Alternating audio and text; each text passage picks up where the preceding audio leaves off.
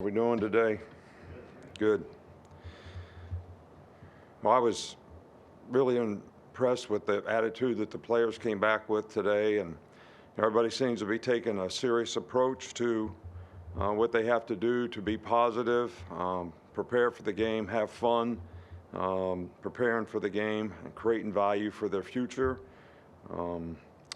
This is not something that is not important to us. We have a lot that we can prove, in this game. We're going to play a really good team that plays sort of old-fashioned, tough, very disciplined, well-coached.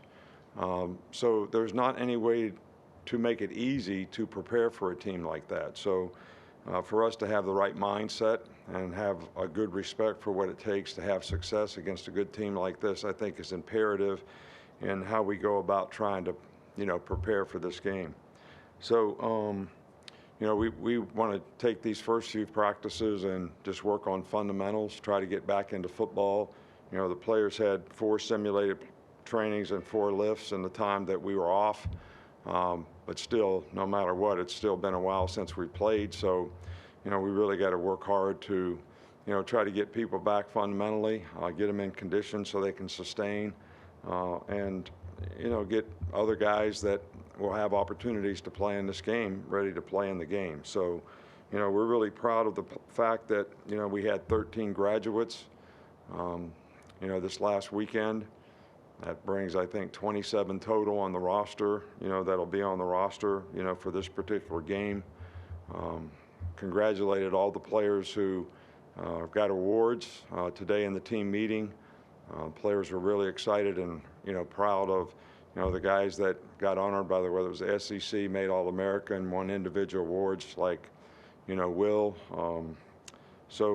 And I think that, Will and Bryce coming back to playing the game speaks volumes of, the kind of culture that we have in the program, and guys like that, wanting to, try to improve themselves and have respect for their teammates to come back. They're the leaders on the team. They're the most inspirational players. So that's something I think that is very special as well. So, these guys earned the right to play in the Sugar Bowl, which is very prestigious in its own right. So, hopefully we're going to be able to get the guys that we have on our team, focus on what we have to do to coach them and get them better, and go out and try to play the best we can against a very good team. Yeah, in those conversations with Bryce and Will, what did they communicate to you as to why they want to be back here and playing this game? Well, it's kind of interesting that people opt out of playing, for their team, and the way you create value for yourself is to play football. That is the best way you can create value for your future. And when you do that against good competition, I think that creates value for your future. I hear guys all the time say, I'm going to get ready for the NFL. Well, what do you mean? You're getting ready for the combine? A lot of the things you do at the combine are not even relevant to what you do on the football field. So, every time you have an opportunity to compete, if you're a great competitor, and I think these two guys are great competitors, and, that's why they wanted to play, and that they want to try to continue to create value for themselves, be good teammates, help their teammates play, well in the game, and that may sound old-fashioned in a lot of ways, but I sort of respect that. Did they come to you and seek advice on what you thought they should do for this? I told them both that it was their choice in terms of what they, wanted to do. And we discussed the pros and cons of it, and they made their decisions. Just overall, these past 2 or 3 weeks, just how has that compared to your expectations going in, not only about players opting out, but also about, the transfer portal and how many players would leave? Look, it is what it is. I have no control over it. I have a lot of respect for the guys that, sort of want to be at Alabama, want to play for Alabama, want to compete for Alabama, want to be a part of the team, have respect for their teammates in terms of what they can do to help their, team. So, but it's the culture of college football, and people have the choice to do whatever they choose to do, and my choice is to coach the guys that we have here that want to play for us. I know they can't play in the game, but how beneficial is it for some of the early enrollees to get on campus and be able to go through some of these practices with you guys? Yeah, I think that, they have to go through acclimation, which is, these guys came off of playing 15 games, some of them, 12, 13, 14, 15 games of high school that just ended a week or two ago. So it's not summertime, it's not hot outside. So that part of it, like they have to go out in helmets for 2 days and, all that. So it's beneficial in that they're in the meetings, they have a chance to learn, they get on the field, they learn something every day. They may not get the reps because at some point in time we have to rep the guys that are going to be able to play in a game. But just the experience of seeing what, college football practice is like, what meetings are like, how you got to focus, how you got to learn. I think to help their development, I think this is, really a huge advantage for them. Coach, I know it was the first getting started prepping for Kansas State, but what have you seen so far with them, and what kind of competition are you going to see on New Year's? Well, these guys got a really good team. They beat TCU in the championship game. They were ahead of them 28-10 in the other game, the first game that they played against them. This is a really good team. They can run the ball. They're physical. They got a good offensive line. They got a good runner. Quarterbacks play well. They got good skill guys on offense. Their defense plays physical, tough, come out of the top and strike you. This is a good, old-fashioned, well-coached, disciplined, tough, good football team. And they could make an argument that, since they beat one of the teams that are in the playoffs, maybe they should be in the playoffs. So I think this is a really good team. Go to Tony, and then we're going to follow us. Yeah, given the state of the portal, how do you go about building depth at a position and sustaining it when everybody wants to have instant playing time? Look, players leave. You have the opportunity to recruit other players. So you have two sources of getting players. You have, you can get players out of the portal.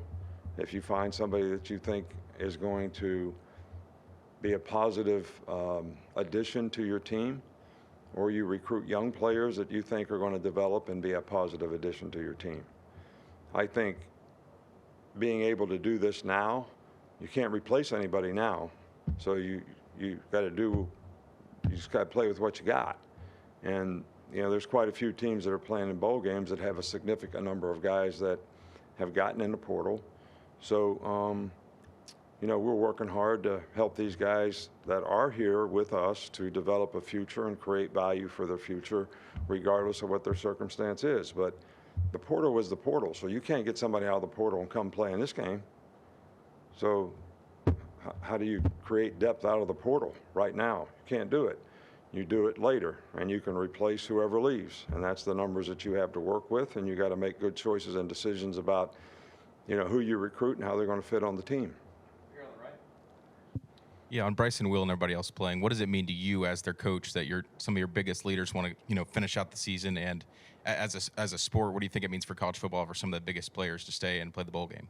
Well, I think it sets a great example for, guys that, respect their teammates, want to be a part of their team, know the impact that they can make, the value that they can make, that they can create for themselves by playing well against good competition. So I'm extremely proud of these guys. We're going to support them in every way that we can.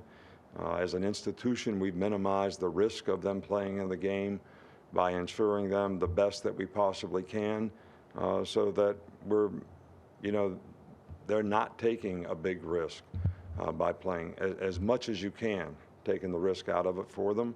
And I can't tell you how much I respect them as competitors, guys that have been great teammates on this team, the leadership that they have given and shown, and I think the leadership that they continue to show by playing in this game. Finish up two more, Katie, and then Michael. How does bowl season practice kind of different than the rest of the year, and maybe more reminiscent of fall camp, whether it's, like you said, guys, going back to the fundamentals or not having class to distract them and things like that? Well, I think, football is football, but I think because you have a significant amount of time off, you have to go back to square one and try to, start out almost like you're starting camp. And then once you get through 3 or 4 of those practices, then you can start practicing more like you're getting ready for a game. But that's the only significant difference. I mean, to me, you got to approach this like it's a 1-game season, really. So you got to start from scratch, build up, and then do game prep. It's hard to so much time to carry the end of the season to the next game. So you got to sort of switch gears. And you know, I think the players did a pretty good job in the time off of trying to maintain the conditioning level.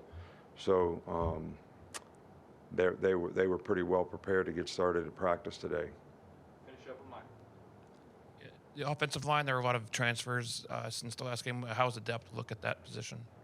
Well, I think you guys know who's on the team.